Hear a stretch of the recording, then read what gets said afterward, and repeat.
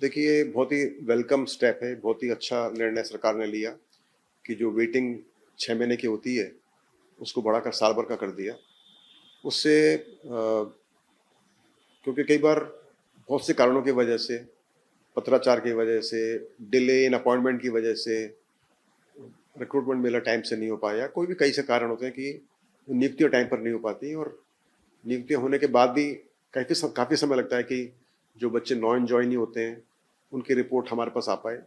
अक्सर हमारे पास जो रिपोर्ट होती है वो आनी चाहिए 45 दिन पहले, यानी कि 6 महीने का जो वक्फा टाइम होता है, हमको 45 डेज़ पहले मिलनी चाहिए ताकि हम उस पर कार्रवाई कर सकें।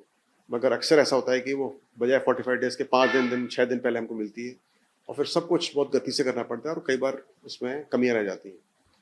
तो इसको 1 साल करने से ये होगा कि कम से कम जो नॉन जॉइनीज़ होते हैं वो उनकी जगह पर वेटिंग लिस्ट को ऑपरेट किया जा सकेगा और एक जस्टिस किया जा सकेगा, न्याय किया जा सकेगा उन सभी के साथ में जो कि उस वेटिंग लिस्ट में है। जहाँ तक इसको इम्प्लीमेंट करने का सवाल है, चूँकि ये एक लीगल मैटर है, इसका इम्प्लीमेंटेशन तो उसी डेट से होगा जिस दिन से सरकार ने इसको अनाउंस किया है। इसके बारे में मैंने काफ़ी बात भी की थी। बच्चों ने मुझे अप्रोच भी किया था, प्रयास कह भी रहे थे कि इसको आप चतुर्थ श्रेणी में लागू करो और पहले से लागू कर दो। मगर मुझे थोड़ा डाउट लगता है, मैंने प्रयास किया इसके बारे में, हमने लिखित में भी दिया है।